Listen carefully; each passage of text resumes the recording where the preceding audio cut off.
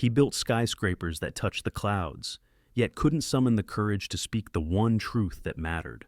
For 7 long years, billionaire Edward Hayes stood beside his secretary, Margaret Lewis, watching her brilliance, leaning on her loyalty, quietly loving her from a distance. She was his anchor, a widow raising her daughter with grace and strength. To the world, she was his employee. To him, she was everything. But Edward believed that crossing that invisible line would cost her the career she had worked so hard to build.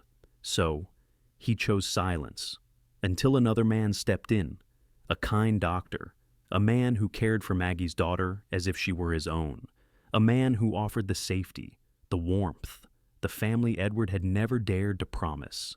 And Edward, powerful, untouchable, envied by many, suddenly found himself powerless. Powerless to stop the engagement, powerless to undo the years of restraint, powerless, perhaps, to win the only battle he had ever truly cared about. So the question is, can true love survive silence, distance, and fear? Or will Edward lose Maggie forever? If this story touches your heart, don't forget to like, share, and subscribe to our channel so you won't miss a single chapter. Now, let's begin. The champagne flute slipped from Edward Hayes' fingers before he even realized he had let it go. It struck the polished oak floor of his penthouse ballroom and shattered into dozens of glittering pieces, a sound that seemed louder than the band's music and the buzz of conversation around him. Guests turned their heads briefly, but then their attention shifted back to the couple at the center of the room, the couple who had just stolen the breath from his chest. Margaret Maggie Lewis was standing under the soft glow of a chandelier, tears of joy sparkling on her cheeks as Daniel Clark slipped a diamond ring onto her finger. The room erupted in applause. Cameras flashed. The violinist leaned into a tender melody that made the moment feel like something out of a romantic film. But to Edward, it was the sound of his heart breaking in silence. For 7 years, Maggie had worked by his side. 7 years of early mornings, late nights, shared victories, and quiet failures. 7 years of watching her tuck a strand of auburn hair behind her ear when she was deep in thought, of hearing her low laugh when she made sense of his gruff moods, of admiring the way she could keep a multi-billion-dollar empire on track while still remembering his sister Helen's birthday. 7 years of love he had never dared to speak aloud. He stooped to pick up the shards of glass, his movements deliberate, as if focusing on the fragments could keep him from looking again at the scene unfolding across the room. A woman in a sequined gown touched his arm and asked if he was all right, but he waved her off with a polite smile.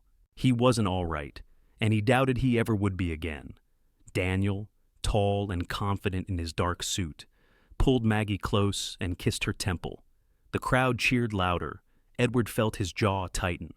He forced himself to stand, dabbing at his hand where a sliver of glass had cut him. Blood smeared across his crisp white shirt, but the sting in his palm was nothing compared to the ache in his chest. "Congratulations seem to be in order," a voice said beside him. Helen Carter, his elder sister, watched him with sharp eyes. She followed his gaze toward Maggie and Daniel. "Although you look like you've seen a ghost," Edward swallowed, forcing composure into his voice. "Just surprised? That's all." She never mentioned he was planning this. That wasn't true, and he knew it. Maggie had been different lately, more distracted, leaving right at 5 instead of staying late to prepare reports with him, answering calls with a smile she tried to hide. He had seen the signs, but he had told himself not to ask questions, not to cross the invisible line that kept their relationship professional. Now it was too late. Maggie approached him through the crowd, her face glowing with happiness, though her left hand stayed curled behind her back. "Mr. Hayes," she said softly, using his formal name, even though they had long since fallen into first-name familiarity. "You're bleeding." He looked down. Crimson drops had formed on his cuff. He wrapped a linen napkin around his palm and forced a smile. "It's nothing. Congratulations, Maggie." Daniel seems like a good man. The words tasted like ash in his mouth. But it was what you were supposed to say when someone you loved found happiness in another's arms. You smiled, you congratulated them, and you pretended your world wasn't collapsing. Her smile wavered. For the briefest second, her brown eyes flickered with something hesitation, maybe sorrow, but then Daniel appeared, slipping an arm around her waist possessively. "There you are," Daniel said warmly, nodding at Edward. "Thank you for hosting this evening. Maggie speaks so highly of you." Edward shook his hand with his uninjured one. "The pleasure's mine. You're a lucky man." Daniel grinned, pulling Maggie closer. "Don't I know it?" Edward could only nod, every word unsaid pressing against his ribs like stones. In another life, he had imagined this scene differently. He had been the one to slip a ring on her finger, the one to see that radiant smile directed at him. But fear, restraint, and duty had silenced him, and silence had cost him everything. As Daniel guided Maggie back toward the crowd, Helen's hand touched Edward's arm again. "You fool," she whispered, though her voice carried no malice. "You should have told her years ago." He didn't answer. There was nothing left to say. The party swirled on around him, music, laughter, champagne toasts to success. But Edward Hayes stood alone, blood on his hand and regret heavy in his chest, wondering how the best part of his life had slipped away without a fight. The memory of that first morning returned to Edward as vividly as if it had happened yesterday.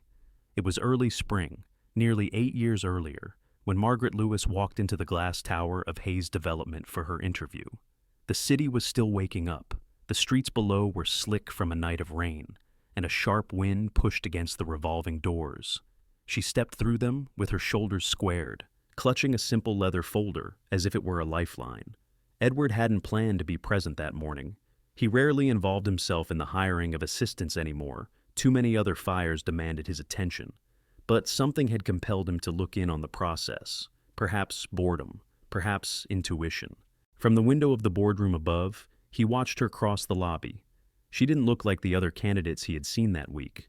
They had come in with flashy resumes and designer suits, rehearsed smiles and rehearsed answers. Margaret's suit was plain, slightly outdated, but pressed with care.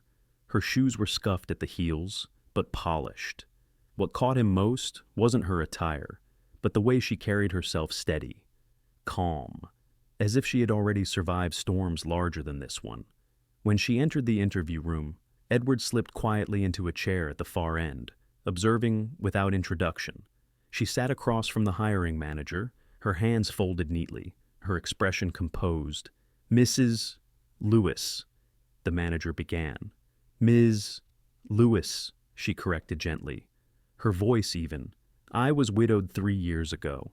Something about the frankness of her answer made Edward look closer. No embarrassment, no dramatics, just truth, spoken simply. The questions followed, predictable as always. How do you handle pressure? How do you manage competing priorities? Where do you see yourself in 5 years?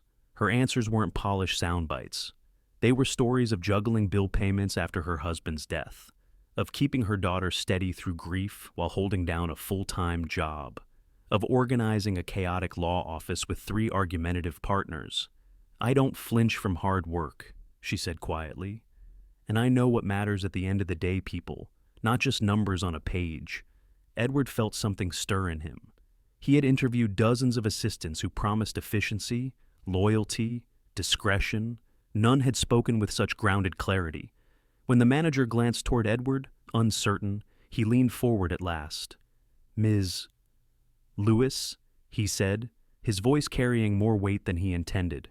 "Do you understand what this job demands? The hours are long, the travel unpredictable. You'd be expected to prioritize my schedule above nearly everything else."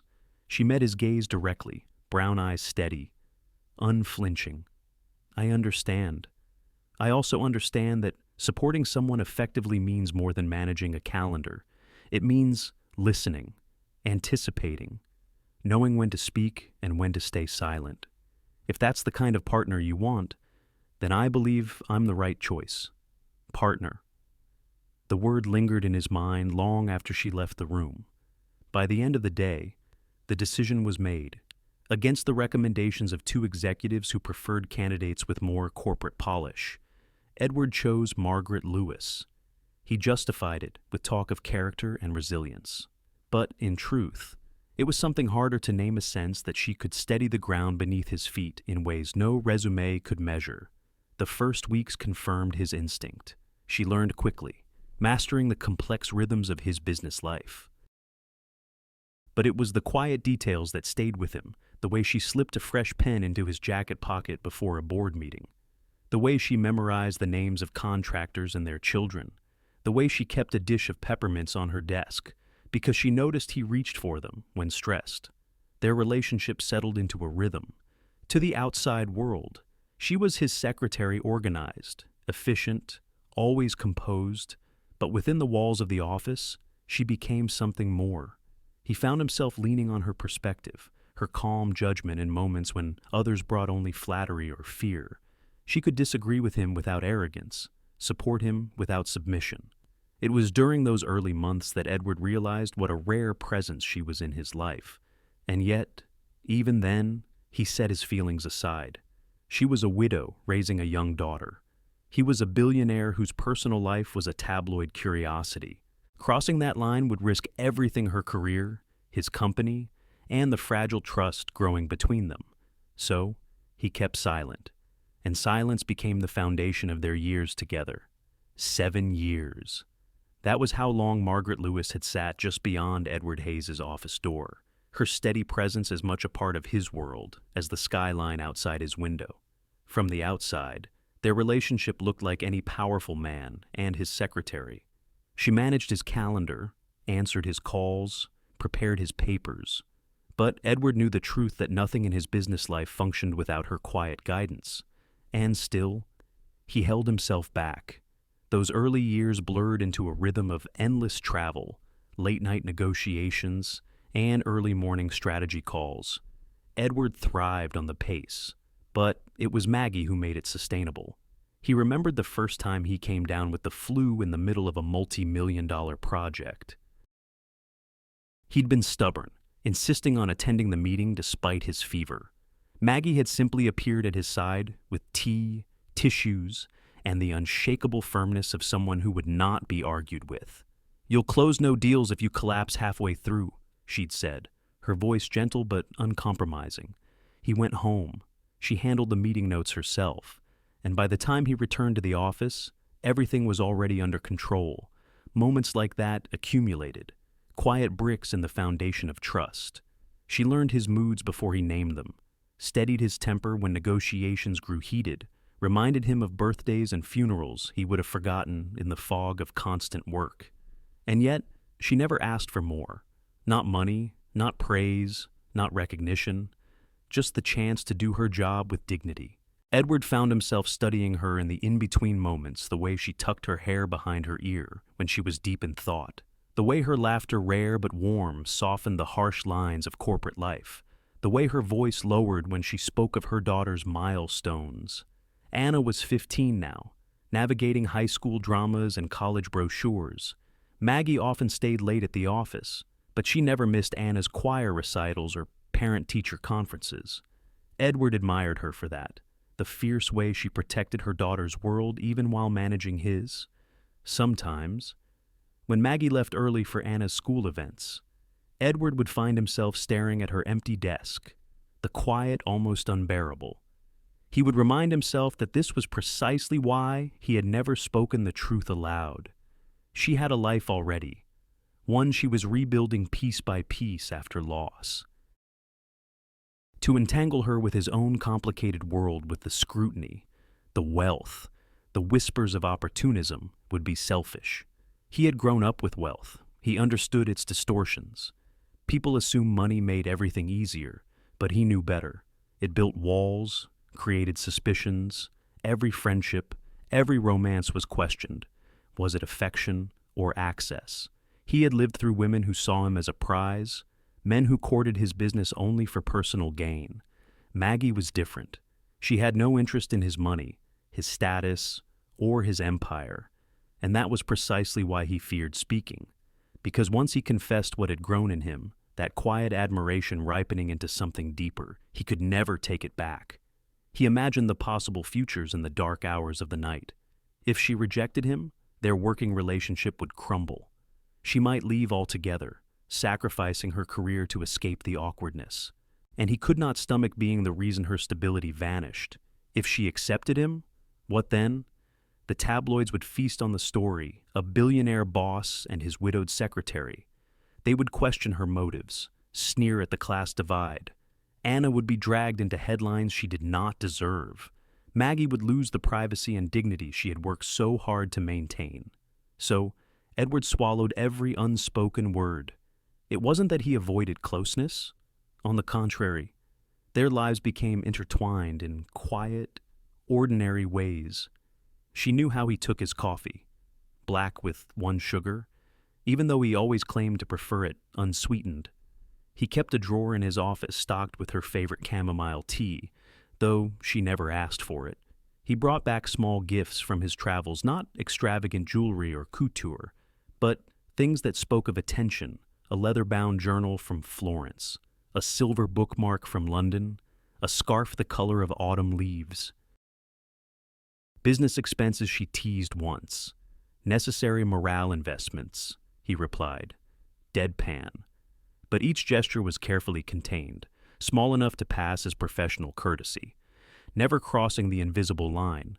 At night, when the office emptied and the city lights flickered outside, they would sometimes share moments that felt almost like friendship. Sitting across the conference table, reviewing reports, they would drift into conversation about books, about films, about the quiet ache of missing someone you loved. Those talks would stretch longer than either admitted, until Maggie would glance at the clock and say, "Anna will be waiting." Then she would gather her things, and Edward would watch her go, the echo of her footsteps lingering in the silence. Restraint became his daily practice.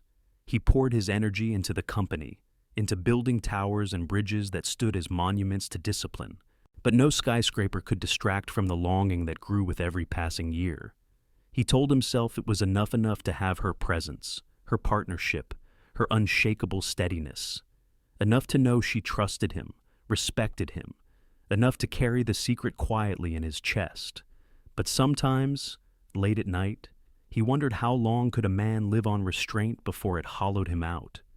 The bond between Edward and Maggie was not built on grand gestures, but on the smallest, quietest acts of care. Some mornings, when Edward arrived earlier than expected, he would find her already in the office, a mug of coffee steaming on his desk. She had learned, over the years, the delicate balance of how he liked it strong but not bitter, with just enough sugar to soften the edges. He never told her how much those little rituals steadied him. After all, in a world of constant negotiations and shifting loyalties, it was the predictability of her thoughtfulness that made him feel human again.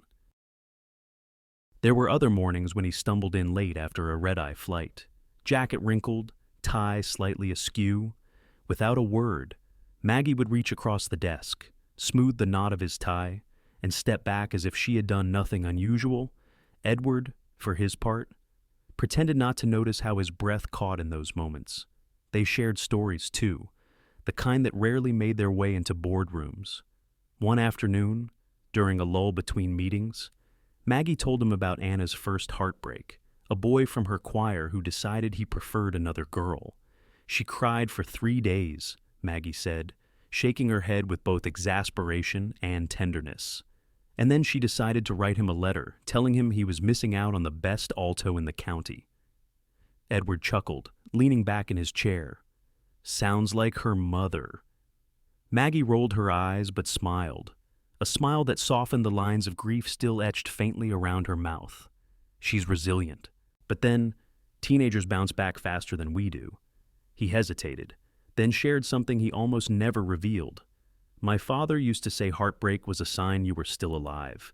He thought it was good for me to get knocked around a little. Did it work? Maggie asked gently. Edward's eyes drifted to the window. The city stretched out beneath them. Depends on the day. It was not a confession, not really. But she seemed to understand the weight behind it. Their silences were often as eloquent as their words. Anna herself entered Edward's world gradually, in flashes. The first time Maggie brought her to the office, it was a Saturday morning. Maggie had a mountain of reports to organize before Monday, and Anna, 16, bright-eyed, impatient, sat curled in a chair with her homework. Edward, passing through on his way to a meeting, paused at the sight of her. "Mr. Hayes," Anna said politely, standing to shake his hand. "Please," he replied, smiling. "Call me Edward." But she tilted her head, studying him with the same keen gaze her mother had. "Mom says everyone calls you Mr. Hayes, except her." Maggie, half embarrassed, half amused, murmured, "Anna." Edward crouched slightly so he was eye level with the girl. "Then what do you call the friends of your family? Uncle," she answered without hesitation. "So, Uncle Ed." The nickname stuck from then on. Whenever Anna visited the office dropping by after school, waiting for Maggie to finish late evenings, she called him Uncle Ed. At first, the staff chuckled at the familiarity, but soon it became a quiet sign of affection, a reminder that even in the sterile glass tower, family had found its way in. Edward never admitted, even to himself, how much those visits meant. Anna would chatter about her classes, her choir rehearsals, her plans for college. She asked him questions with the bluntness of youth. "Why don't you have kids? Do you ever get lonely in that big house?" He always answered carefully, aware that every word carried more weight than she realized. But her presence warmed the office, softened the edges of his solitude. Sometimes, he would catch Maggie watching them, her daughter laughing at one of his dry jokes, her eyes shining with something unspoken. In those moments, Edward felt an ache so deep it startled him, because for a fleeting second, it felt like the life he had never allowed himself to imagine: a family, a home, a love not built on contracts and caution. One evening, after a long day of back-to-back meetings, Edward found himself lingering at Maggie's desk as she packed her bag. "Anna told me she's thinking about studying environmental science," he said casually. Maggie looked up, surprised. "She mentioned that to you." "She did. She seems passionate about it." Maggie's expression softened. "She wants to make a difference. I worry sometimes that she's too idealistic. But then again, maybe that's exactly what the world needs."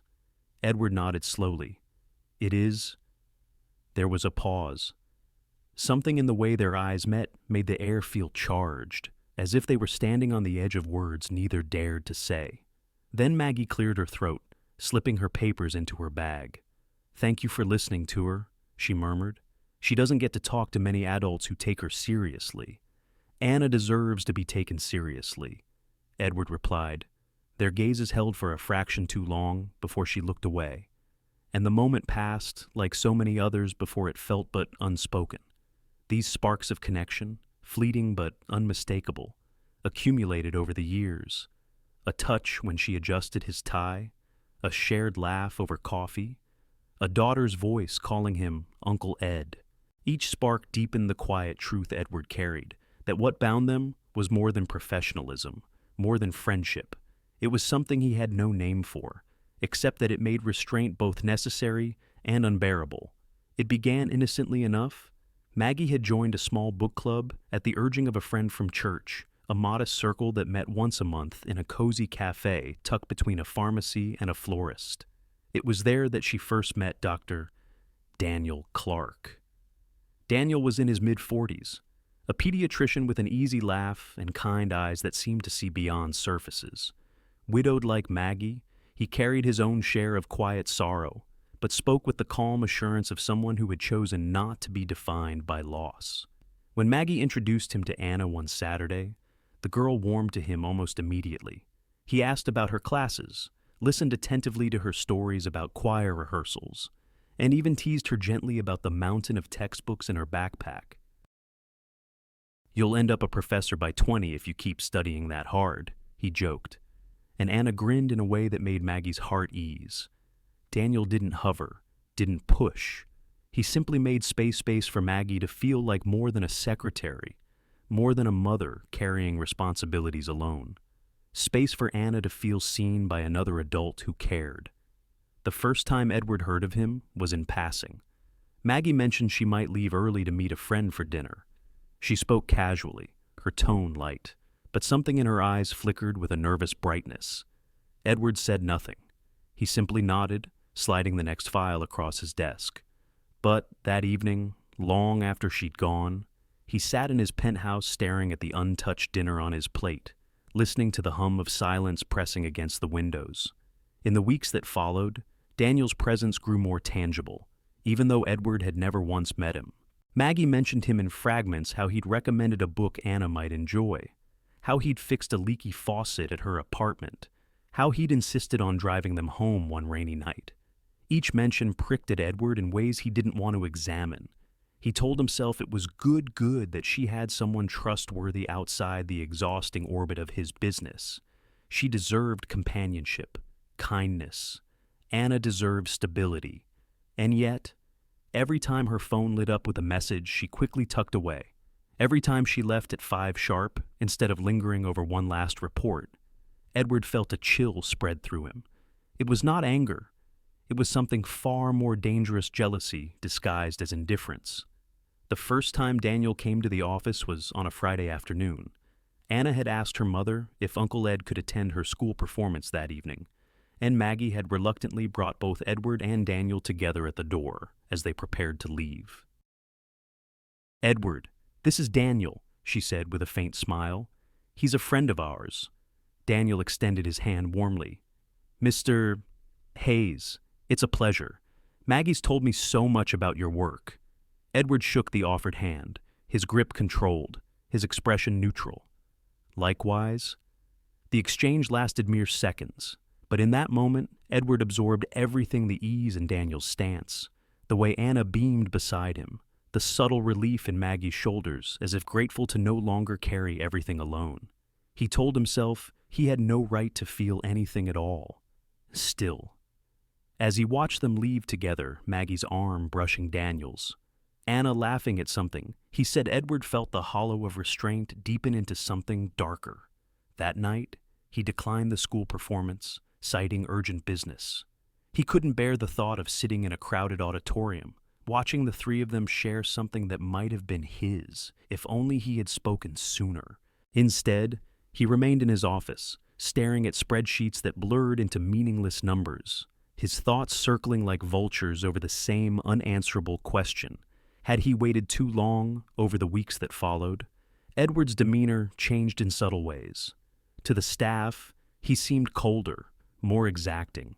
To Maggie, he was polite but distant, his words trimmed of the warmth that had once slipped through their professional veneer. She noticed, of course. One evening, as she gathered her things, she hesitated at his door. "Are you all right?" she asked softly. He looked up, his face a careful mask. "Fine. Just focused on work." She lingered a moment longer, as if wanting to say something more, then nodded and left. When the door closed, Edward leaned back in his chair, pressing his palms against his eyes. Fine. The word tasted like ash. He was not fine. He was watching the woman he loved, silently, as she built a life that might never include him. And the worst part was, he had no one to blame but himself. It was late on a Wednesday evening when Edward finally made the decision. The office had long since emptied, the city lights outside his windows glowing like scattered jewels against the dark. Maggie was still at her desk, tapping quietly at her keyboard, finishing a report she insisted be perfect before morning. Edward watched her through the glass wall, the soft lamp by her desk illuminating the curve of her face, the steadiness of her posture. 7 years she had been with him. 7 years of quiet loyalty, unshakable presence, and the silent longing he kept caged inside himself. And now Daniel's shadow hung over every corner of his thoughts. He told himself it was rational, that moving her to Chicago would be a career opportunity, a chance for her to step into a role more public, more powerful. But beneath the polished reasoning lay the raw truth he could not endure, watching her slip further away into another man's orbit. The next morning, Edward called her into his office. She stepped inside with her usual composure, a folder tucked neatly under her arm. "The quarterly reports you asked for," she said, placing them on his desk. "Sit down." "Maggie," he said, his tone softer than usual. Her brows lifted slightly, but she obeyed, folding her hands in her lap. "There's an opportunity," Edward began, choosing his words carefully. "In Chicago. The regional office needs stronger leadership. They've been struggling to bring their environmental development projects into line with our standards. I want you to consider taking on the role of operations director there." Maggie blinked, caught off guard. "Me, you've managed complex negotiations, kept this office running like clockwork, and your insight has been invaluable in every major decision I've made these past years," he replied, keeping his voice measured. "You're more than qualified." Her eyes searched his face. "This is sudden. It's an opportunity," Edward repeated, a little too firmly. For a moment, silence filled the room. Maggie's gaze dropped to her folded hands, her mind clearly working. "Chicago is far," she said at last. "Anna still has a year left before college. Uprooting her now. She's strong," Edward said quickly, too quickly, "and the position would give you influence you can't fully exercise here. It's a promotion. Maggie, it would set you apart." She lifted her eyes again, and in them he saw not ambition, but suspicion. Why now Edward forced himself not to look away. "Because you deserve it." Her lips parted as if to respond, but she pressed them closed again. For the rest of the day, Maggie carried herself with her usual grace, but Edward sensed the distance between them had shifted, tilted by the weight of the unspoken. That night, he drove home with the echo of her question still in his ears. Why now? Because, he thought bitterly, I can't stand the sight of you leaving at 5 o'clock to meet him. Because every mention of Daniel makes me feel like a man half my age, flailing in envy. Because if I cannot have you near without wanting more, then I must push you away. But he had not said any of that. Instead, he buried the truth beneath the language of business, as he always did. Maggie, meanwhile, sat at her kitchen table with Anna, a stack of college brochures spread between them. The apartment smelled faintly of roasted chicken and laundry detergent, the small comforts of a home built with steady hands. Chicago, Anna repeated when her mother mentioned the offer. That's a big move. I haven't decided anything, Maggie said quickly. It would be a good position. More responsibility, better pay. Anna tilted her head. But you like working with Uncle Ed. You always say he treats you with respect, like a partner. Maggie hesitated. She had never told Anna about the deeper complexities of her job, the long hours, the unspoken weight of carrying Edward's confidence, and certainly not the quiet current of feelings she tried to ignore. I do like working with him, Maggie admitted, but sometimes change is necessary. Anna studied her for a long moment before shrugging. I just don't want you to be lonely there. The words struck Maggie harder than she expected. Lonely? Wasn't that exactly what she had fought to avoid all these years? Building a life for her daughter, carving stability out of loss, filling her days with purpose so the nights wouldn't feel so empty. And yet, the thought of leaving Edward's office, his measured voice, his presence across the desk, the way he noticed details no one else did, left a hollow ache in her chest. A week passed. Maggie didn't give Edward her answer, and he didn't press. But the tension grew heavier between them. A fragile thread stretched taut. One afternoon, while preparing his notes for a board meeting, she finally broke the silence. Edward, she said, her voice calm but firm. Why are you really sending me to Chicago? He looked up from his papers, his expression carefully neutral. I'm not sending you anywhere. I offered you an opportunity. Her eyes did not waver. An opportunity that takes me hundreds of miles away. Just when Anna and I have finally found balance here. His jaw tightened. I thought you wanted more than to be a secretary forever. The sharpness in his tone surprised even him. Maggie's face softened, hurt flickering across her features. I never said I didn't, but I thought what we had here worked for both of us. Edward swallowed hard. It does. Then why now, she asked again, the same question that had haunted him for days. He had no answer he could give, not the truth, not the confession pressing against his ribs. So he simply said, "Think about it." That night, Maggie lay awake, staring at the ceiling. Daniel had called earlier, asking about her day, telling her about a child he'd treated at the clinic. He was kind, reliable, present. And yet, when she closed her eyes, it wasn't Daniel she saw. It was Edward, standing in his office with his guarded eyes and his unreadable expression, offering her a choice that felt less like a promotion and more like an exile. She turned onto her side, listening to the steady rhythm of Anna's breathing in the next room, and wondered what it was she truly wanted: a fresh start, or the courage to face what had been building all along. The decision came on a Monday morning, quiet and unceremonious. Maggie stepped into Edward's office, a folder clutched in her hand. She closed the door softly behind her, the click of the latch sounding final. Edward looked up from his desk, already sensing the weight of her expression. "I've thought about the Chicago offer," she said, her voice even, though her fingers trembled slightly against the folder. "I'm going to accept." For a moment, the world seemed to tilt. Edward's chest tightened, but his face remained composed. He leaned back in his chair, folding his hands together, as though this were merely another business transaction. "That's good news," he said carefully. "I think you'll do well there. It's the right move for your career." The words came out smoother than he expected, but inside, each one cut deep. Maggie gave a small nod, as though bracing herself. "I hope so." Neither of them mentioned Anna. Neither of them mentioned Daniel. And certainly neither of them mentioned the unspoken current running between them. The days that followed were a blur of logistics. Maggie prepared transition files, trained a junior assistant to take her place, and began the long process of sorting through 7 years of shared history. Edward watched from a distance, hiding behind the mask of professionalism. He told himself it was for her benefit that she deserved a graceful exit, without the complications of his feelings. But every time he passed her desk and saw another drawer emptied, another stack of papers neatly labeled for someone else, the ache in his chest deepened. On her last evening in the office, the staff gathered in the conference room for a small farewell. There were flowers, a cake with good luck, Maggie written in looping script, and polite speeches from colleagues who admired her efficiency and kindness.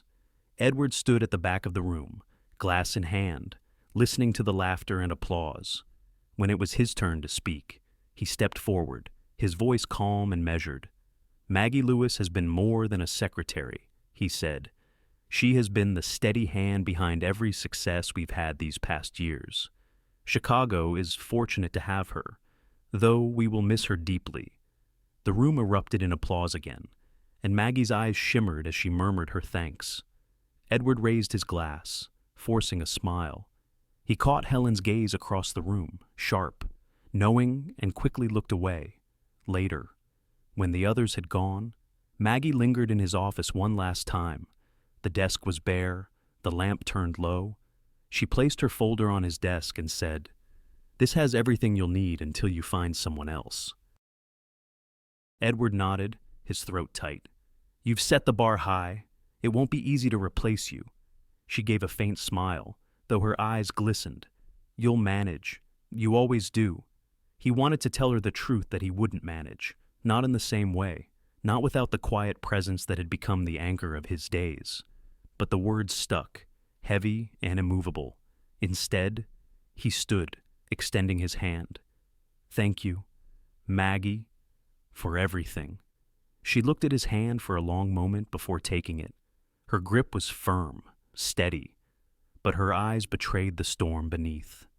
"Goodbye." "Edward," she whispered. It was the first time in years she had called him by his first name in the office. The sound of it nearly undid him. That night, after she left, Edward remained in the empty office long past midnight. He walked slowly through the quiet halls, pausing at her now empty desk. The chair pushed neatly under, the surface polished bare, it felt like a wound carved into the heart of his world. He sat in her chair, his hands resting where hers had so often been, For the first time in years, he allowed himself to bow his head, the mask slipping away in the silence. The city glittered beyond the windows, but Edward saw none of it. He saw only the empty space Maggie left behind, and the knowledge that he had let her walk away without ever telling her the truth. Chicago greeted Maggie with its restless energy. The roar of the L trains, the wind whipping off Lake Michigan, the endless stream of hurried footsteps along Michigan Avenue. It wasn't New York, but it carried the same hum of ambition, and Maggie soon found herself caught in its current. Her new office was smaller than the headquarters in Manhattan, but the responsibility was larger. As operations director, she managed a team of 60, oversaw projects worth hundreds of millions, and attended city meetings that stretched late into the evening. The role was exhausting, but it gave her a sense of accomplishment she hadn't realized she craved. Anna, though reluctant at first, began to find her footing. She joined a new choir, made friends with a group of theater students, and discovered a fondness for Chicago's deep dish pizza that she declared worth the move. And Daniel was there. He visited on weekends, sometimes staying through Monday mornings before returning to his clinic. He cooked dinner in their modest apartment roast chicken with rosemary, pasta tossed with fresh vegetables, and insisted Maggie sit while he cleaned the dishes. He took Anna to museums, patiently listening as she rattled off facts about Impressionist paintings or the physics of sound waves. "He's good for us." "Mom," Anna said one evening as they walked home from a bookstore, "you should let yourself be happy." Maggie smiled, though it was tinged with weariness. "I am happy," she replied, and in many ways, it was true. Life in Chicago was steady, grounded. Daniel's presence was comforting, a gentle hand against the rough edges of her days. For the first time in years, Maggie felt less like she was holding the world together with sheer willpower. But in the quiet moments, when the apartment settled into silence, she sometimes found her thoughts wandering back to Manhattan, back to the office where she had spent 7 years, back to the man who had always been there, steady and silent, Edward Hayes. Meanwhile, threw himself into work with a ferocity that startled even those who had known him longest. With Maggie gone, he arrived earlier and stayed later, devouring projects with the relentlessness of a man who feared what might catch him if he ever stopped moving. He signed contracts at 2 a.m, stalked through construction sites with the intensity of a general surveying a battlefield, and drove his staff with such precision that one executive quietly called him the machine. Helen noticed, "Of course, you're working yourself into the ground." She told him over dinner one evening. "I'm doing what needs to be done," Edward replied flatly. "No," Helen said, cutting her steak with deliberate calm. "You're hiding. She's gone, and you can't stand the silence, so you drown it with work." Edward didn't answer. He sipped his wine, his jaw tight, unwilling to give her words oxygen. Months passed this way. Maggie grew more confident in her role, but her evenings were often marked by exhaustion. She and Daniel attended fundraisers together, their names appearing occasionally in local society columns. Dr. Daniel Clark and Ms. Margaret Lewis seen at the Symphony Benefit Gala. Edward read one of those articles one morning, the photo of Maggie in a navy gown smiling at Daniel. He stared at the image far too long, his coffee cooling beside him, before folding the paper and shoving it into the bottom drawer of his desk. That night, he worked until dawn in Chicago. Daniel's presence became almost routine. He knew which tea Maggie drank before bed, which brand of pens she preferred at work, which jazz records made Anna laugh. He was patient, thoughtful, reliable, the kind of man most women longed for. And yet, Maggie sometimes caught herself glancing at her phone, wondering if Edward would call. He rarely did. Their conversations had dwindled to a trickle of emails, short, professional, stripped of warmth. She missed his voice more than she wanted to admit. The measured cadence, the dry humor, the way he could steady her in 2 words when the rest of the world felt unsteady. But missing him was dangerous. So she buried the ache beneath the busyness of her new life, telling herself that distance was for the best. Edward told himself the same. But every night, as the city outside his penthouse blurred into glittering abstraction, He found himself standing at the window, imagining her in another city, another life, and every morning he returned to his office, his mask firmly in place, determined to be the machine the world expected.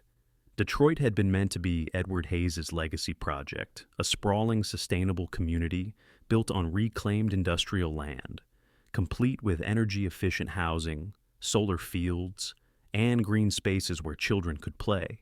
He had announced it with pride, calling it the future of responsible urban living. But now, that future was in danger of collapse.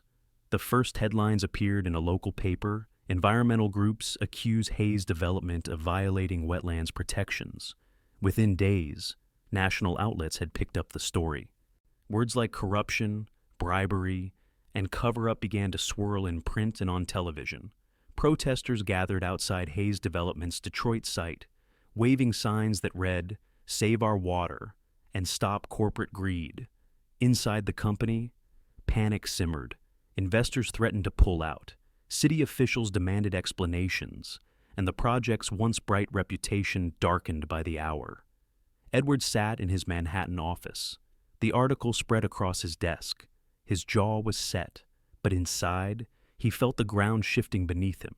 He had built his empire on precision, discipline, and integrity. To be accused of the very corruption he despised, it was like watching his life's work unravel strand by strand. Helen entered, tossing another newspaper onto his desk. "It's getting worse," she said grimly. "They're calling for a federal investigation." Edward rubbed a hand over his face. "We've complied with every regulation. The contractors submitted all the necessary reports." Helen's voice softened, but only slightly. "Maybe so, but perception is reality, Edward. And right now, the perception is poison." In Chicago, Maggie first learned of the crisis through a colleague. She was reviewing blueprints when her phone buzzed with a headline alert: "Hayes Development under fire in Detroit." She froze, her eyes scanning the article. The words struck her with a sharp mix of concern and something more complicated, an ache that had never quite gone away. For years she had been the one to shield Edward from storms like these, anticipating problems before they reached his desk. Now she was hundreds of miles away, no longer his secretary, no longer his silent partner. And yet, as she read, she knew instinctively this wasn't just another scandal. This was existential. Within a week, the board of Hayes Development convened an emergency session. Some directors whispered about cutting losses, abandoning the project to save the company's stock price. Others argued for a complete restructuring. Edward listened, his face unreadable. Finally, he spoke, his voice calm but edged with steel. "We don't abandon this project," he said. "We prove them wrong, we fix what's broken, and we do it transparently." One of the directors leaned forward. "With respect, Edward, you don't have the right people in place. You need someone who understands both operations and public trust." The name surfaced quickly, almost inevitably. Margaret Lewis. She had earned a reputation in Chicago as a problem solver, steering troubled projects back on course with her steady hand and integrity. Word had spread through the industry. Maggie didn't just manage operations, she restored faith. That evening, Edward sat alone in his office, the city lights flickering outside. He had avoided contacting her for months, hiding behind distance and silence. But now, as the future of his company teetered, there was no denying the truth. She was the one person he trusted to help him through this. His hand hovered over the phone for a long time. Finally, he dialed. "Maggie," he said when she answered. His voice was low, steady, but beneath it lay something she immediately recognized: weariness, vulnerability. "Edward," she replied carefully. "It's been a while." He cleared his throat. "I need your help." The next week, Maggie flew to Detroit. The plane touched down under gray skies, the city's skyline rising stark against the horizon. She stepped off with her briefcase, her heart pounding with a mixture of dread and inevitability. At the project site, the scene was chaotic. Reporters jostled for statements, protesters shouted through megaphones, and construction had ground to a halt. The once promising development now looked like a battlefield. And then she saw him. Edward stood at the edge of the site, flanked by executives and lawyers, his posture as rigid as the steel beams behind him. He looked older, more drawn, but his presence still commanded the space. When their eyes met across the chaos, time seemed to fold in on itself. "Maggie," he said simply as she approached, his voice carrying a weight that only she could hear. "Edward," she replied, keeping her tone professional even as her chest tightened. For a long moment, neither spoke further. Around them, the storm of voices and cameras raged, but between them, there was only silence, silence filled with 7 years of shared history, 2 years of distance, and the unspoken question of what might still remain. Maggie set to work immediately. She pored over environmental assessments, cross-examined contractors, and met with city officials who had nearly lost faith. Her reputation preceded her. People listened when she spoke, her calm authority cutting through the noise. At night, she returned to her hotel room exhausted, staring at the ceiling as memories of Manhattan intruded. She reminded herself this was professional, nothing more. She was here to save a project, not to reopen old wounds. But when she saw Edward across the table at meetings, his eyes shadowed with fatigue, yet still searching hers for steadiness, she felt the dangerous pull of the past. Edward, for his part, found himself both relieved and unsettled. Relieved because she brought order where chaos had reigned. Unsettled because her presence reignited the ache he had buried beneath endless work. Watching her speak to a room full of skeptical officials, her voice clear and unwavering, he realized something he had always known: Maggie wasn't just capable, she was extraordinary, and he had let her go. The conference room on the 24th floor of the Detroit Municipal Building buzzed with tension. Reporters lingered outside, and city officials shuffled papers, waiting for the meeting to begin. At the center table sat Edward Hayes, impeccably dressed as always, though there was a heaviness in his eyes.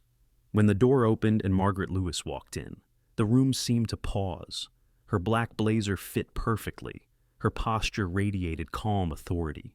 But for Edward, the sight of her was like a blade sliding beneath carefully built armor. 2 years had passed since she left for Chicago. 2 years of silence except for the occasional professional email. And now, here she was, summoned back into his orbit by crisis. Ms. Lewis. One of the city council members greeted warmly. "We're glad to have you consulting with us." Maggie smiled politely, nodding. Then her eyes flicked to Edward. For a moment, the years collapsed. She saw not just the powerful man across the table, but the one who had once handed her a coffee at 7 in the morning, who had laughed softly when her daughter called him Uncle Ed. "Mr. Hayes," she said, her tone measured. "Ms. Lewis," he replied, his voice equally restrained. Anyone listening would have thought they were strangers. But beneath the polished words, currents of memory and longing rippled. They presented their findings side by side. Speaking with seamless professionalism, Maggie outlined a plan for transparent community engagement. Edward emphasized the financial stakes and corporate responsibility. They did not overlap or contradict. Years of working together had taught them how to anticipate each other's rhythms. And yet, every time Edward glanced at her profile, her steady gaze, the familiar way she tucked a strand of hair behind her ear, he felt the pull of everything unspoken. Maggie, for her part, forced herself to focus on charts and data, but when she caught his eyes lingering, her pulse betrayed her. After the meeting, the two of them found themselves alone in the corridor, the clamor of voices fading behind closed doors. "You've changed," Edward said quietly. Maggie lifted her chin. "So have you." Silence stretched, thick with everything they couldn't say. "Finally," she added, "let's keep this professional." "Edward, that's why I'm here." "Of course," he agreed, though the words tasted hollow. That evening, Maggie met Daniel at a small bistro in downtown Detroit. He had flown in for the weekend, eager to support her in what he assumed was a straightforward consulting assignment. But as soon as she walked in, he read the truth in her face. You saw him today, Daniel said. Maggie hesitated, then nodded. Yes. We had to work together on the project briefing. Daniel stirred his drink slowly, watching her. And how was that professional? She said quickly. Too quickly. Daniel leaned back, his eyes narrowing with quiet frustration. You don't have to lie to me, Maggie. I know what he means to you. She exhaled, her shoulders sagging. It's complicated. It always is with him, isn't it? Daniel's voice was calm, but laced with hurt. I've been here, Maggie. I've been steady, present for you and for Anna. But the moment Hayes calls, you're on a plane.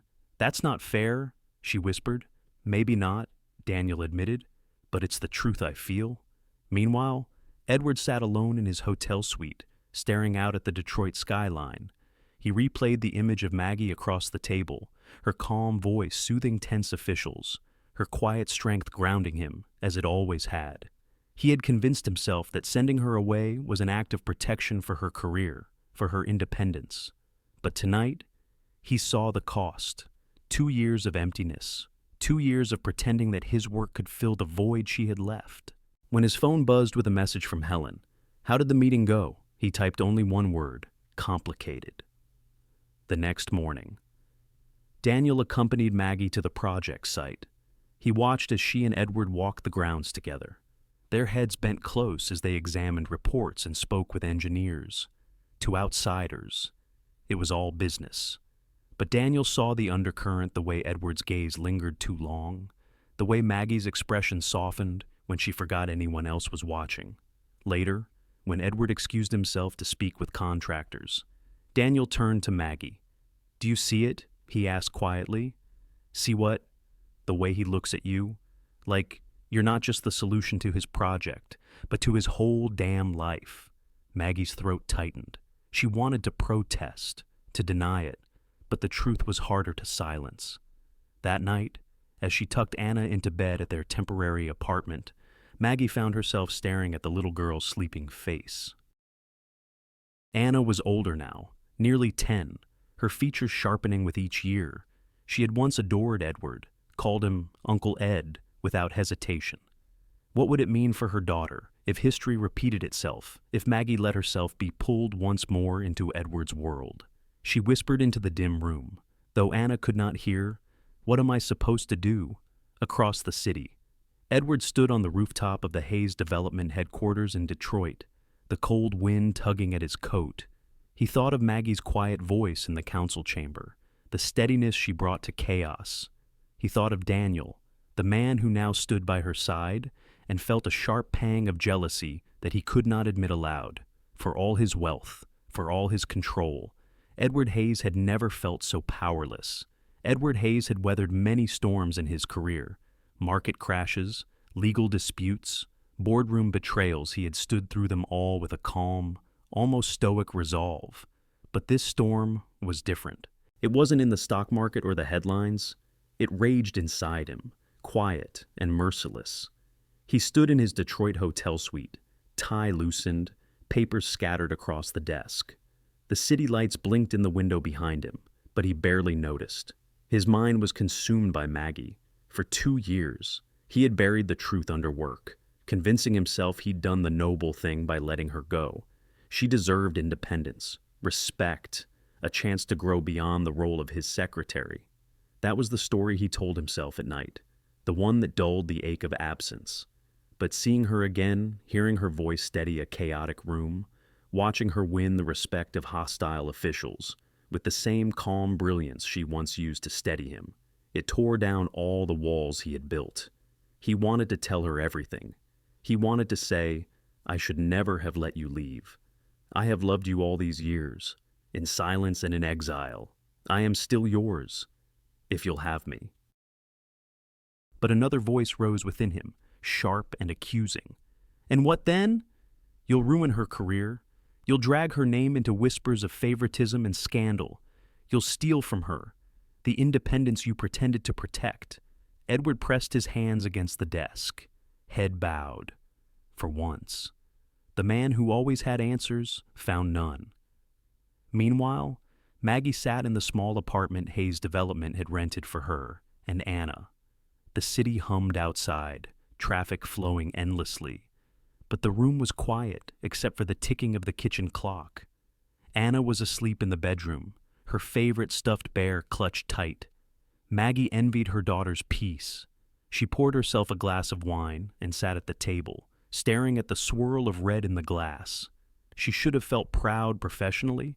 This was everything she had worked for. She was no longer the young widow nervously interviewing for a secretary position in Manhattan. She was a respected project manager, trusted with one of the most high-profile crises in the country, but pride was drowned by confusion. Daniel had called earlier, his voice gentle but edged with frustration. "You're slipping away again. Maggie, every time he's in the picture, I lose a piece of you." She had tried to reassure him, but the words felt brittle even as she said them. Because deep down, she knew he was right. She thought of Edward, his voice low and calm, as they walked the Detroit site together, his hand brushing against hers when he handed over a file.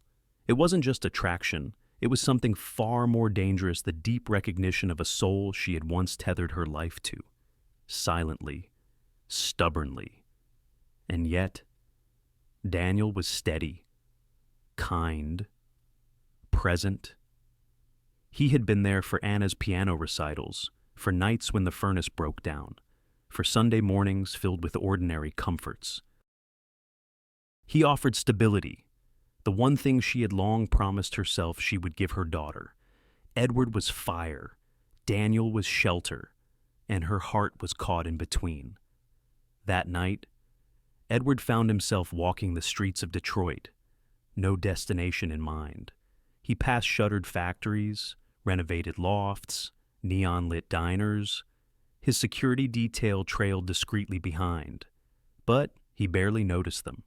At one intersection, he stopped before a mural children painted in bright colors, holding saplings against a backdrop of smokestacks. Beneath it, words in bold letters, "The future depends on what we build today."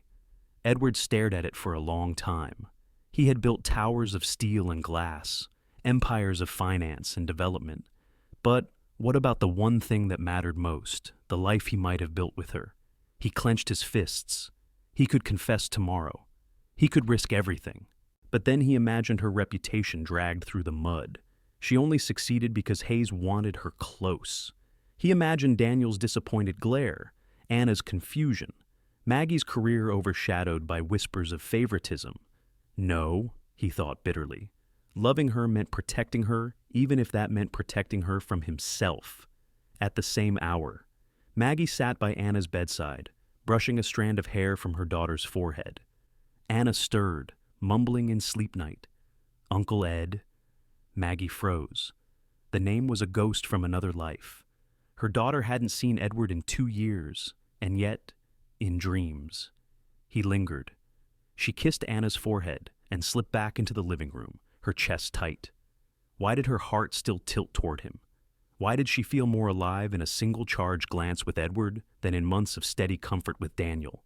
Because Edward saw her, not just as a mother or an employee, but as the woman she was capable, strong, flawed, alive. With him, she wasn't hiding behind roles. She was simply herself. But was that enough?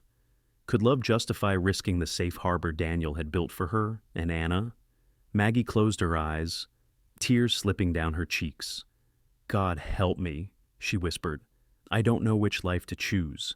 For both of them, the night stretched long and sleepless. Edward wrestled with duty against desire. Maggie wrestled with safety against truth.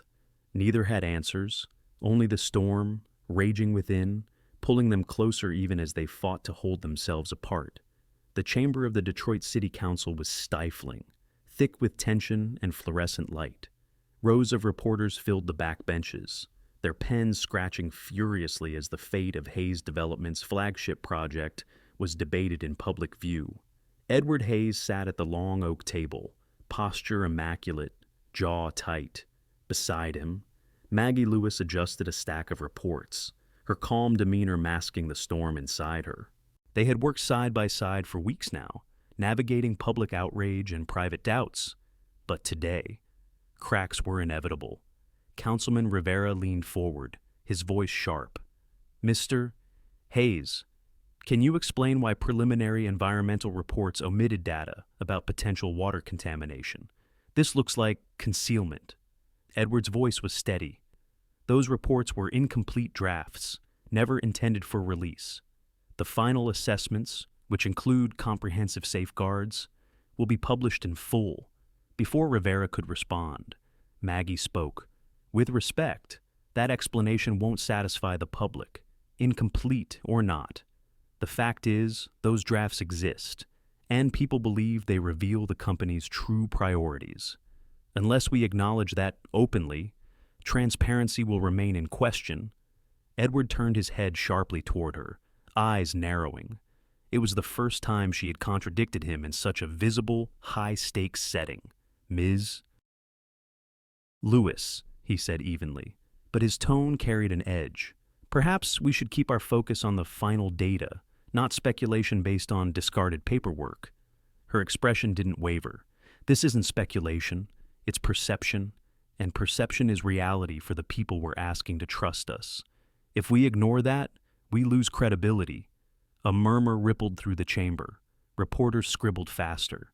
Council members exchanged glances.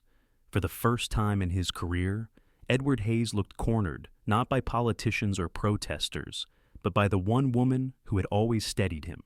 The meeting adjourned in tense silence. Cameras flashed as the council promised further review. Edward walked out quickly, his stride clipped, his shoulders taut. Maggie followed, catching up with him in a side corridor. "Edward," she began softly, "we need to talk." He stopped abruptly, turning to face her.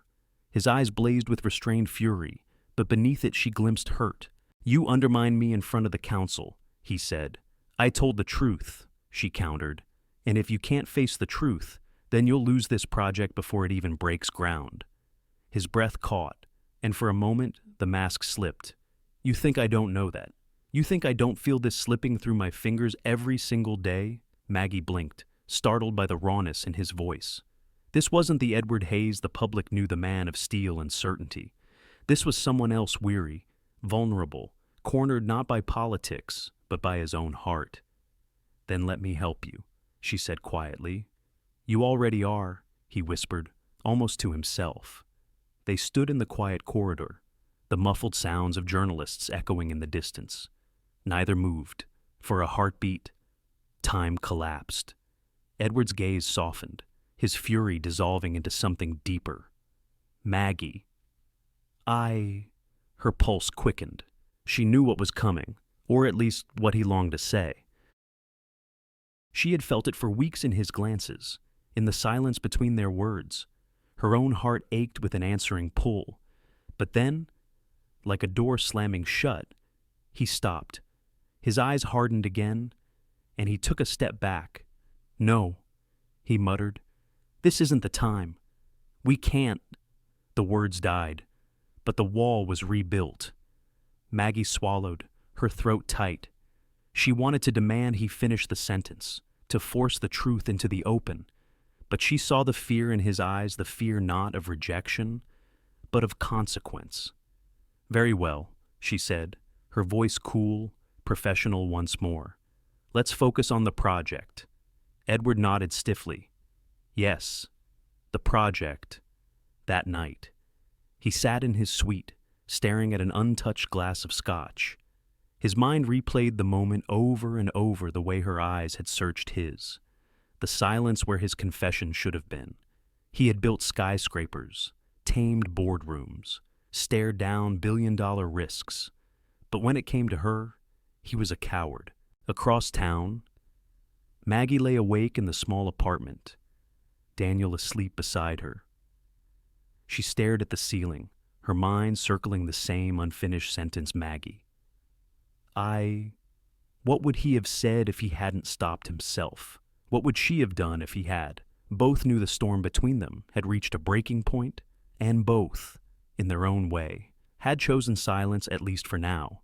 But silence was no longer enough. The Hayes Development Office in Detroit had become a bunker of urgency. Charts lined the walls, half-empty coffee cups littered the tables, and aides rushed in and out with updates. At the center of it all was Edward Hayes, his sleeves rolled up, his once perfect posture sagging with exhaustion. For 3 nights in a row, he hadn't left the building. He'd met with engineers at midnight, spoken with lawyers at dawn, and argued with investors in between. His determination was iron, but his body was showing cracks, dark circles under his eyes, the faint tremor of fatigue in his hands. Maggie watched from the doorway late one evening. She had stayed long after the others had gone home, finishing reports, making calls, smoothing edges he had left jagged. But now, she saw him hunched over the table, head bowed, the powerful billionaire looking almost fragile. Something inside her broke. "Edward," she said softly, stepping into the room. He looked up, startled. For a moment he tried to summon the familiar mask calm, composed, but it wavered. "You should go home, Maggie. It's late. So should you," she replied. He gave a small, humorless laugh. "If I stop moving, everything collapses." She walked closer, her voice firm. "You're not a machine, and even if you were, machines break when they're pushed too hard." He leaned back in his chair, rubbing his temples. For the first time in years, he didn't look untouchable. He looked like a man carrying more than anyone should. "Why are you doing this?" she asked gently. His eyes flicked to hers. "Because it's my responsibility. If this project dies, thousands of jobs vanish. Investors lose faith. Communities lose hope. My name can handle scandal, Maggie, but the people relying on this can't." The words were raw, stripped of ego, and in them, she saw the man she had always known, principled, relentless, willing to shoulder blame that wasn't even his. She swallowed, her voice trembling. "Edward, tell me something. Why did you send me away? Why Chicago? Why did you push me out of your life when she stopped?" Her breath catching. He froze. For years, he had prepared answers to this question, practical ones about career opportunities, about independence, about giving her room to grow.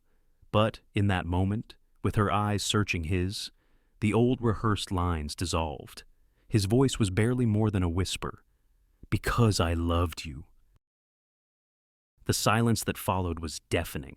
The ticking of the clock on the wall seemed to thunder. Maggie felt her knees weaken, her chest tighten.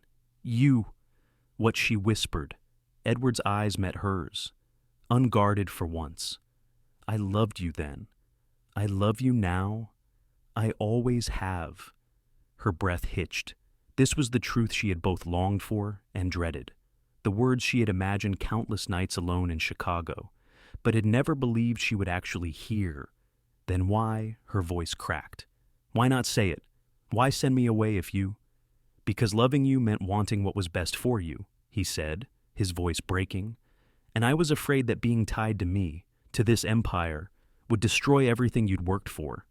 I told myself I was protecting you, that giving you space, independence, respect was the right thing." She shook her head, tears brimming in her eyes. "You didn't protect me, Edward. You broke me. You broke us." His hands clenched on the table. "I know, God, I know. I thought I was being noble, and all I was a coward." Maggie turned away, pacing the room, her emotions crashing like waves. She thought of Daniel, of his steady patience. She thought of Anna, asleep in their apartment, her little life balanced on Maggie's choices. And then she thought of all the years she had hidden her own truth, pretending Edward was just her employer, when in reality, he had been her anchor, her impossible love. When she finally faced him again, her cheeks were wet with tears. "Do you know what it cost me to walk away to build a life without you? When every part of me wanted to stay?" His eyes shone with pain. "Do you know what it cost me to let you go?" The words hung between them, jagged and tender all at once. She stepped closer, her voice barely above a whisper. "Say it again." His breath caught. "What? Say it again," she demanded, her voice trembling. He stood, the exhaustion in his body overtaken by urgency in his heart. He moved toward her, close enough that she could feel the warmth of him, smell the faint trace of coffee and cologne. "I love you," he said, every syllable weighted with years of silence. "I always have, and I always will." Maggie closed her eyes. The words filled her like both balm and fire. For a moment, she let herself imagine a world where this confession was enough, where love could erase the years of distance and silence. But reality pressed close. Daniel's face, Anna's trust, her career, the precarious balance of all their lives. She opened her eyes again, steadying herself. "Edward, I don't know if love is enough." Pain flickered across his face, but he nodded slowly. "I know, but I couldn't keep it in anymore. You deserve the truth, at least once." They stood there in the dim office, two people finally stripped bare after years of restraint. Neither moved, neither spoke further. And yet, something fundamental had shifted. The truth was out, the silence was broken, and nothing could ever be the same again. The Detroit project was unraveling. A leaked audit report had hit the press, alleging that millions of dollars were unaccounted for in subcontractor payments. Protesters doubled their numbers outside the construction site, chanting under banners that painted Hayes Development as the face of corporate greed. Investors began freezing funds, and the city council called for a vote that could shut the project down entirely. Inside the headquarters, tension was suffocating. Executives argued in circles, consultants presented half measures, and the phones rang endlessly with demands from lawyers and the media. Edward Hayes sat at the head of the boardroom table, his suit immaculate but his spirit fraying. For weeks he had carried the storm, but now even he could feel the walls closing in. The Detroit project, his dream of a sustainable community, teetered on the brink of collapse. And at the heart of it all stood Maggie. She had spent sleepless nights combing through documents, facing angry officials, trying to stitch together the threads of credibility, but no matter how hard she worked, the choice looming before her was no longer just about the project, it was about her life. Daniel had been patient, as always. He had flown in every weekend, making dinners in the small apartment, reminding her that a quieter, safer life was waiting for her. One without boardrooms, scandals, and sleepless nights. One where Anna could grow up without her mother, constantly balancing on a knife's edge. "Come home with me," Daniel said one evening, his voice low and steady as they sat in the apartment kitchen. "Chicago needs you. Anna needs stability. And you deserve peace. We can build a life. Maggie, a good one. Together." Maggie stared at the glass of water in her hands, her reflection fractured on the surface. A good life, peace, stability. Weren't those the very things she had sworn to protect after her husband died? Weren't those the things Anna needed most? And yet, another image rose in her mind. Edward, standing alone in the boardroom, his shoulders bowed but unbroken, his voice carrying the weight of defiance against a world eager to see him fall. He had confessed his love at last, after all these years, and she knew it wasn't empty words. He was ready to risk everything for the project, for the truth, for her. Her heart ached with the pull of both men, shelter and fire, peace and passion. Edward, meanwhile, wrestled with his own torment. He had finally spoken the words he had buried for years. "I love you," and in doing so, he had shattered the fragile equilibrium that kept them both standing. Now he watched Maggie move through the office, calm, capable, professional, and wondered if she regretted hearing the truth. Perhaps she would choose Daniel. Perhaps she already had. What right did he have to ask her to stay in this crumbling fight, to tie her future and Anna's to a company drowning in scandal? Loving her meant wanting her happiness, even if that happiness wasn't with him. But the thought of letting her go again, this time forever, felt like walking willingly into ruin. Daniel's own storm brewed quietly. He had always known, deep down, that Edward was the ghost he could never banish from Maggie's life. For years, he had tried to prove that steadiness, kindness, and patience could heal what Edward had broken. And perhaps, in moments, it had been enough. But in Detroit, as he watched Maggie throw herself into the chaos for Edward's project, He felt the truth pressing harder with every passing day. At dinner, with her and Anna, he caught the way Maggie's eyes drifted when Edward's name came up. He caught the pause in her breath when she spoke of the project. He saw the way Anna still referred to Edward with casual affection, a lingering tie that refused to sever. Daniel wasn't a man given to dramatics, but he felt the slow breaking of something inside him. He loved Maggie. He loved Anna. But love, unreturned, was a kind of exile. One evening, after another grueling day, Maggie stood on the balcony of her apartment, the Detroit skyline shimmering in the distance. She clutched a shawl around her shoulders as the wind whipped across the city. Daniel stepped out beside her, slipping his arm gently around her. "You don't have to keep doing this," he said softly. "You don't owe Edward your life." Maggie closed her eyes. "It's not about owing him. It's about what feels true. True doesn't always mean safe." Daniel replied. She turned to him, tears in her eyes. "And safe doesn't always mean alive."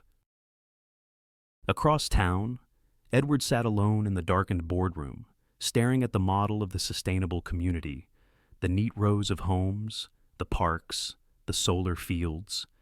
It looked so hopeful, so clean, untouched by scandal. He traced a finger along the tiny streets, imagining the lives that could unfold there. He thought of Maggie, the way she had defended him in council meetings, the way she had stayed up nights sorting through endless files, the way she had looked at him when he finally confessed. For a man who had built empires, this was the only foundation that mattered: love and trust. But both, he feared, were slipping beyond his reach. The next morning, the three of them found themselves in the same space, the project office, each carrying their own turmoil. Edward avoided Maggie's eyes, burying himself in papers. Maggie moved with calm efficiency, though her hands shook when no one was watching. Daniel stood by the window, silent, his expression unreadable. The air between them was charged, the weight of unspoken choices pressing down like thunderclouds. And though none of them said it aloud, each knew the time for silence was almost over. A choice had to be made: love or duty, safety or fire, collapse or survival. The council chamber was overflowing. Cameras crowded the back wall, reporters jostled for position, and the tension in the air was thick enough to choke on. For weeks, the Detroit project had hung by a thread. Tonight, the city council would decide whether to shut it down for good. Edward Hayes sat stiffly at the center table, flanked by his lawyers and senior executives. His face was composed, but the muscles in his jaw betrayed the strain of weeks without rest. Beside him, Maggie arranged her notes, her calm presence a contrast to the storm around them. When the council chair opened the floor, Edward began with a speech as polished as glass. He spoke of economic growth, of job creation, of Hayes Development's commitment to sustainability. His words were precise, logical, and met with skeptical stares. Councilman Rivera leaned forward, his voice sharp. "Mr. Hayes, we've heard promises before. Why should we believe you now? Your company has already withheld crucial data once." Edward's mouth opened, but before he could respond, Maggie's voice rose. "If I may," she said, standing. The room shifted. The officials turned toward her. Reporters raised their pens. Maggie held up a folder of documents. "I've spent the last 3 weeks combing through every report, every subcontract, every environmental study connected to this project. I found mistakes. Yes, some careless, some serious. But I also found solutions. Here." She began passing out packets, her voice steady. "This is a revised plan with independent audits, community oversight committees, and real-time public reporting. If Hayes Development wants this project to stand, then it will be built on absolute transparency." Her tone sharpened, but not with arrogance, with conviction. "Detroit doesn't just need jobs, it needs trust. And if this project moves forward, I will personally ensure that trust is earned." For a long moment, silence hung in the chamber. Then Councilwoman Harris spoke. "Ms. Lewis, Do you stand by this proposal, not as an employee but as a professional whose name and reputation are tied to it? Maggie looked straight at her. Yes. Without hesitation. Edward stared at her, stunned. She hadn't just saved the project, she had saved him. The council recessed to deliberate. The chamber buzzed with whispers. Edward sat frozen, his hands clenched on the table, his gaze fixed on Maggie as if she had become the axis of the room. When the council returned, the verdict came swiftly. The project may proceed, contingent upon the reforms outlined by Ms. Lewis. Cheers erupted from Edward's team. Reporters rushed for quotes. But Edward barely heard any of it. His world had narrowed to the woman beside him, her eyes shimmering with quiet triumph. Hours later, when the chamber had emptied and only the echo of footsteps remained, Edward lingered in the vast room with Maggie. The rows of chairs were vacant, the microphones switched off, the air heavy with the residue of history just made. Maggie gathered her papers, her expression weary but satisfied. It's done. We turned it around. Edward rose slowly, walking to her with a heaviness that wasn't fatigue but something deeper. You turned it around. Without you, this project would have died tonight. She shook her head. You fought just as hard. No, he said quietly. I've built towers, Maggie, but you built trust, and that's something I could never do without you. She looked at him then, really looked, and for a moment the years of restraint, of distance, of silence seemed to collapse. Edward, she began, but he cut her off. Don't, his voice trembled. Don't tell me this is just about work. Don't tell me this ends when the project is safe. I can't hold it in anymore. He reached into his pocket. His hand shook as he drew out a small box, plain, unadorned, as though it had been waiting for this moment for years. Maggie gasped softly, her hands tightening on the stack of papers she carried.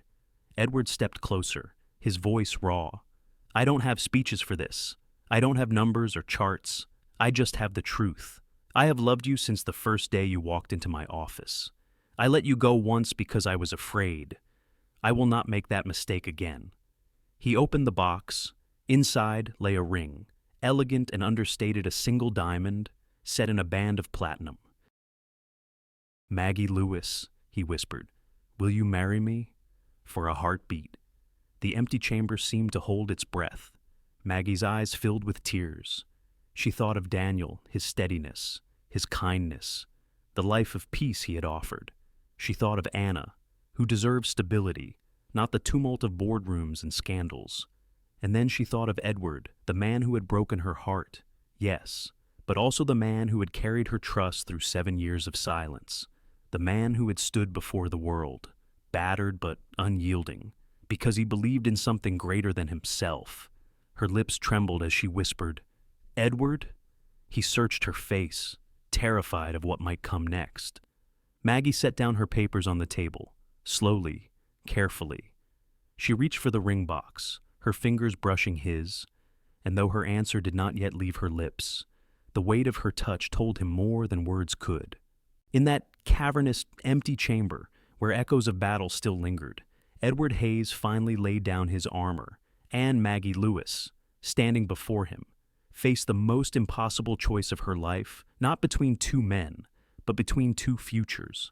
The wedding was not grand. There were no gilded chandeliers, no orchestras, no sprawling guest lists filled with politicians and investors. Edward Hayes had the means to stage a celebration that would rival a royal gala. But that was never what Maggie wanted. And so, on a soft September afternoon, they stood at the edge of Lake Michigan, surrounded by family, a handful of colleagues, and the people who mattered most. The lake shimmered beneath a pale sky, its waves kissing the shore in a rhythm that sounded almost like a hymn. Edward wore a simple navy suit. Maggie, radiant in ivory lace, carried a bouquet of autumn wildflowers, their colors vivid against the gentle backdrop of water and sky. It was Anna who walked her mother down the aisle. The young girl, no longer the shy child who once peeked around office doors, beamed with pride. Her small hand rested confidently in her mother's, her smile wide as she caught Edward's gaze. "Don't cry," Anna whispered to Maggie as they approached the altar.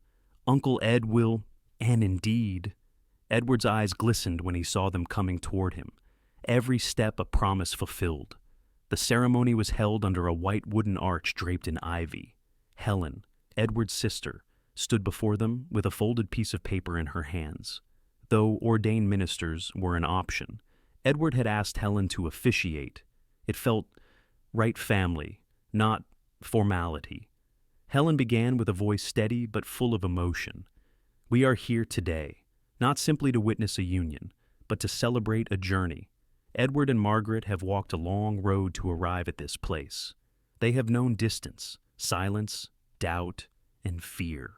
But they have also known loyalty, partnership, and the kind of love that endures the weight of years." Maggie blinked back tears, her fingers tightening around Edward's. Helen's voice softened. "True love demands courage. It asks us to risk rejection, to face our fears, to lay down our defenses. Sometimes, what we fear most is exactly what we need to embrace. Edward and Maggie are proof of that. They stand here today not because their story was easy, but because they finally chose bravery over fear." A hush fell over the gathering. Even the waves seemed to pause. When it was time for vows, Edward cleared his throat, holding Maggie's hands in his. His voice was quiet, meant only for her, though every soul gathered leaned in to hear. "I have lived many years building towers, signing contracts, counting profits, but none of it meant anything until you walked into my office with your calm smile and your steady heart. I wasted years holding back, afraid to ruin what we had. Afraid I wasn't worthy of you, but you taught me that love isn't about worth, it's about presence. It's about showing up again and again, even when it's hard. I promise to show up for you. Maggie, for Anna, every day, for the rest of my life." Maggie's tears finally spilled. She lifted her hand to his cheek, then spoke her vows. "You once asked me why I stayed in Chicago. The truth was, I thought distance would protect me, protect Anna, protect you. But distance only showed me what I already knew, that my heart belonged with you. You were my partner long before we admitted it, Edward, and now I promise to be your partner in everything, in work, in love, in life, for as long as I'm given breath." Anna sniffled loudly, causing laughter to ripple through the crowd. Maggie reached down and squeezed her daughter's hand. When Helen finally pronounced them husband and wife, Edward didn't hesitate. He kissed Maggie with a tenderness that carried the weight of years lost and the joy of years yet to come. Applause broke out, mingled with the cry of gulls overhead and the steady lap of water against the shore. Later, at the reception held beneath a white tent by the lake, Helen delivered a toast. Her words were simple, but they struck every heart. For years, I watched my brother bury himself in work. I thought he'd never let anyone in. And then Maggie appeared. I didn't just see my brother change, I saw him live. Maggie, you gave him more than love. You gave him back to us." And Anna Helen turned to the girl seated proudly beside her mother. "You gave him the honor of becoming part of your family. For that, I will be forever grateful." The clinking of glasses followed, and Anna, not to be outdone, stood on her chair. "I just want to say," she declared with childlike sincerity, "I'm glad Mom married Uncle Ed, because he makes her smile, and he makes pancakes better than anyone." The crowd erupted in laughter. Edward, blushing, bowed dramatically to Anna, who giggled and hugged him tightly.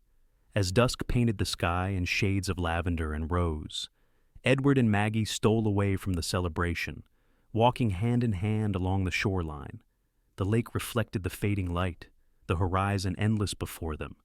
Edward stopped, pulling Maggie close. "Do you realize," he murmured, "that after everything, the distance, the silence, the years we wasted, we've finally come home?" Maggie leaned her head against his chest. "Home isn't a place, Edward, it's here, with you." He kissed her forehead, the lake wind ruffling his hair, the world at last quiet around them. For the first time in decades, Edward Hayes felt not the weight of empire, but the lightness of love freely chosen. And Maggie, once cautious and weary, felt the certainty of a woman who had embraced the very thing she once feared and found it to be her salvation. What stays with us after Edward and Maggie's story is not the wealth, the skyscrapers, or even the dramatic boardroom battles. It is the simple truth that love, when left unspoken, can cost us the very joy we long for. Many of us know what it feels like to hold back, whether from fear of rejection, duty, or the belief that we must always put others first. Yet silence often becomes its own prison. Edward learned, painfully, that building empires means little if you do not have someone to come home to. And Maggie discovered that safety without true connection leaves the heart restless. The lesson is clear. Life is short, and love demands courage. It asks us to risk vulnerability, to speak when silence feels easier, to trust that the people who truly belong in our lives will meet us with understanding. For those of us in later chapters of life, it's easy to think our great chances have already passed. But perhaps Edward and Maggie remind us that it's never too late to choose honesty, to fight for love, and to create a home not built of stone, but of courage and tenderness. Thank you, dear friends, for joining us on this heartfelt journey. Stories like Edward and Maggie's remind us of the power of love, courage, and second chances, and we're so grateful to share them with you. If this story touched your heart, please like, share, and subscribe to our channel. Your support helps us continue bringing more inspiring stories your way. Stories that heal, uplift, and remind us of what truly matters. Until next time, may you carry a little more hope, a little more courage, and a lot more love in your everyday life.